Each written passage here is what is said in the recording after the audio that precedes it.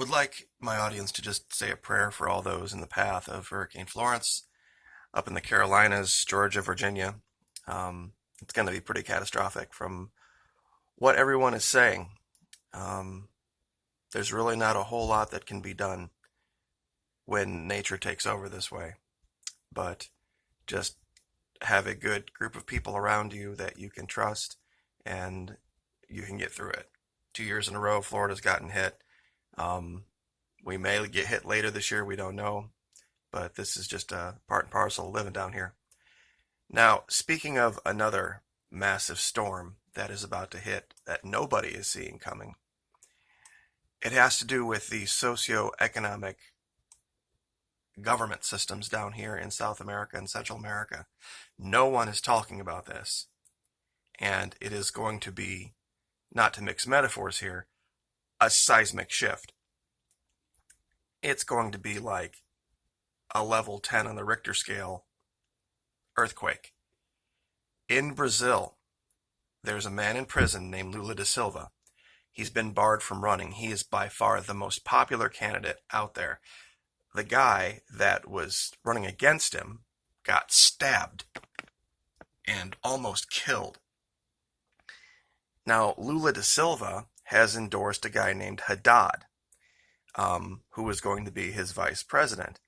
But the real story behind this is this woman that's running with him. This is Manuela Dávila. And Manuela Dávila is nothing short of an unapologetic, straight-up communist. And she is very, very popular down there. And she makes no apologies for it. It's a different kind of communism. It's not like the old, we used to think of communists and we think of, these Russian old men, slamming their shoe. I will break you, that type of thing. That's not what's going on down there. It's a completely different thing. And I know a lot of people think, well, it's just Brazil. Brazil is the top 10 military in the world and by far the largest economy down there. These people will stand shoulder to shoulder with the guy who's now in charge of Mexico and now, of course, Mr. Maduro in Venezuela. That alliance, Mexico, Venezuela, and Brazil, this is her. No lie, this is Manuela Dávila. This is the woman that's going to be vice president of Brazil. And they are an extremely powerful financial force. The newest financial force in the world right now is a consortium of 5 countries, Brazil, Russia, India, China, and the S part of it is South Africa. To me, that's kind of, I don't know if they're really that powerful, but Brazil, Russia, India, and China. And 3 of those 4 countries are now going to be run by avowed communists. The biggest one in this hemisphere. She was a former newscaster, news personality, journalist. And she's also a mom, and she's made her way to the top. And she'll be one breath away from the presidency in that country. Now, strangely enough, I called this too with oil. With the new paradigm of U.S. oil companies no longer being slaved to selling their oil to the U.S. only, they are going to start to make decisions that are good for them, but not necessarily good for the U.S. And oil is going up and up and up and up. And it's not going to stop. There's going to be no incentive anymore for U.S. oil companies to do things to bring the price of oil down. There used to be when they could only sell to the U.S. prior to 2015. When they could only sell to the U.S. As oil prices went up, the economy of their only customer went down. Well, that's not the case anymore. We're not their only customer. And this is the weird argument that a lot of people don't get about what socialism is. If you were the type that would say, you know what, we should go back to that. U.S. oil companies should care about U.S. customers first.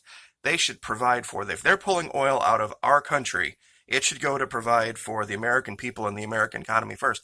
If you're the type that believes that, that would make you a socialist. Because Mexico has that policy, Venezuela has that policy, Russia has that policy. They have state-run oil companies that their entire mission with that oil is to take care of that country first. That used to be the case here in America. It was done a different way. There was no state-run oil company, but there was a law. Well, that law was allowed to expire in 2015. Now, speaking of that, 2015, Barbados just put out this article. This is on RT, and this is an excellent, excellent indictment. It goes to this argument about the failed socialist state of Venezuela, all this crap. They're asking themselves, what if what happened to Venezuela had been Barbados? And when you read it this way, what they're talking about here, it makes sense. You have to ask yourself a question. If the governmental systems in Venezuela were so bad that they were going to implode on their own, under their own weight, why did the U.S. have to go to so many lengths to help destroy them? And there's a list of all of the things that happened here. Number one, they say, let us, for example, suppose that our own nation of Barbados was made the subject of a law that was enacted by the U.S. Congress on 18 December 2014, entitled the Barbados, it was Venezuela, Defense of Human Rights and Civil Society Act, that set out a framework for the application of sanctions by the U.S. government against Barbados. Of course, they're putting themselves in the place of Venezuela. Sanctions pertaining to the freezing of Barbadian assets in the U.S. and to the prohibition of the import of Barbadian goods into the U.S. That was 2014. 2017, subjected on 24 August 2017 to a decree or executive order of the President of the United States of America prohibiting financial transactions or other forms of business between U.S. citizens, corporations, and the government of Barbados or any of Barbados' statutory corporations. Number 3, subjected yet again on 19 March 2018 to a second President of the United States executive order imposing new sanctions prohibiting U.S. citizens, corporations, trading in or in any way permitting usage of the Barbados dollar. This, of course, being the issue down there with their currency. 18 May, third executive order imposing even more sanctions.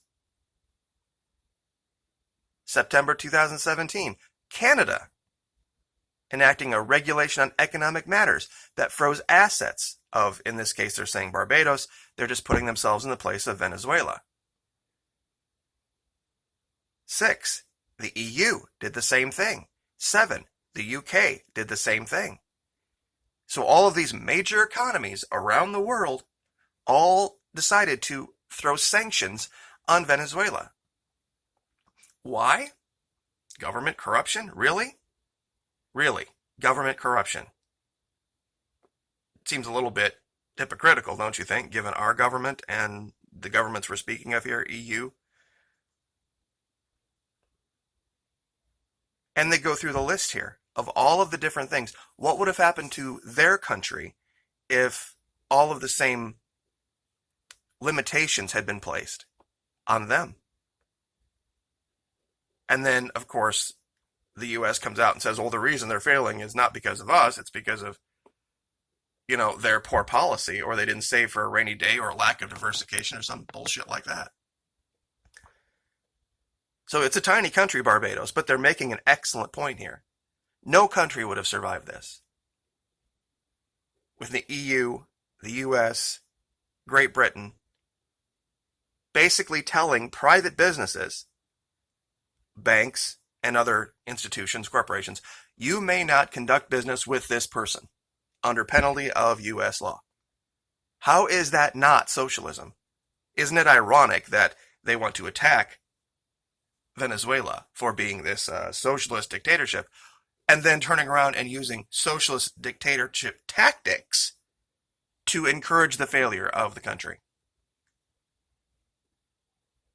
Is it any surprise that we are now seeing this entire region from Mexico all the way basically to Antarctica, ironically enough, pushing away from the United States and pushing toward communism and socialism? We've basically just decided they're our enemy. When the U.S. declared Venezuela an extraordinary national security threat, no one stood up, of all the things they could have stood up to the last administration for, and said, explain this.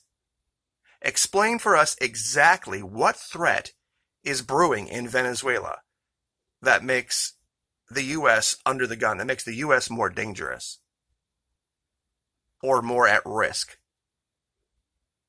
You know, even to this day, we still import Venezuelan oil. There are tankers arriving in the Gulf right now from Venezuela, offloading oil.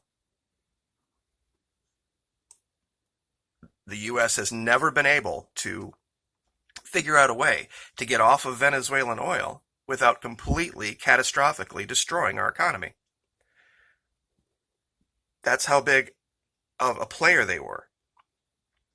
And it's strange where we see all of the attacks in the world, all of the big sanctions, they're all members of OPEC. We now have Iraq basically as proxy, their seat. We've destroyed Venezuela. We're looking to get into Africa. They're sanctioning Iran. Ecuador is actually another OPEC member. A lot of people don't know. And I wonder if they're going to be next. It's hard to say. But Colombia is going to be the last vestige down here of anything like what they call neoliberal, which would mean pro-US. All of these countries down here are turning exactly the opposite direction, 180 degrees. And there's twice as many people down here as there is in the US. So, just saying. It is not being reported. Nobody is talking about it. But there is a seismic shift going on in South and Latin America. And there are going to be people that make Maduro seem positively middle of the road in charge of economies down there that are far larger, with militaries that are orders of magnitude much larger. Read up on the Brazilian military. They are no joke. And I know we just had Mattis down there. If these people take over, that'll be the last time. You mark my words. If Haddad and De Silva take over here, or not De Silva, Davila,